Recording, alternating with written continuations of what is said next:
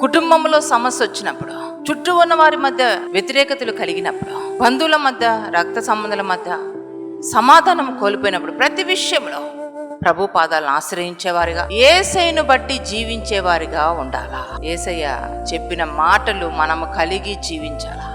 సింహాలు కూడా మనల్ని ఏమీ చేయలేవండి అలా మనం జీవిస్తే. క్రూరమైన మృగాలు దానియేలు ముందు గొర్రెల్లాగా కూర్చున్నాయి. ఈరోజు మీ జీవితాల్లో అనేకమైన కష్టాలు, నష్టాల గుండా వెళ్తున్నారు. అనేకమైన సమస్యల గుండా, వేదన, బాధల గుండా వెళ్తున్నారు.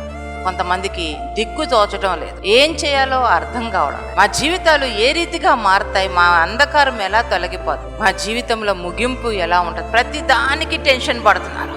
ప్రతి విషయం గురించి నెగిటివ్ థాట్సే, ప్రతి విషయంలో భయమే, ప్రతి విషయంలో కలవరమే. ఎందుకంటే నీ జీవితంలో దేవుణ్ణి నమ్మకపోవడం వల్ల, దేవుని పాదాలు ఆశ్రయించకపోవడం వల్ల ఈ కలవరం, ఈ టెన్షన్, ఈ భయంకరమైనటువంటి భయం. విశ్వసించువాడు కలవరపడ్డా.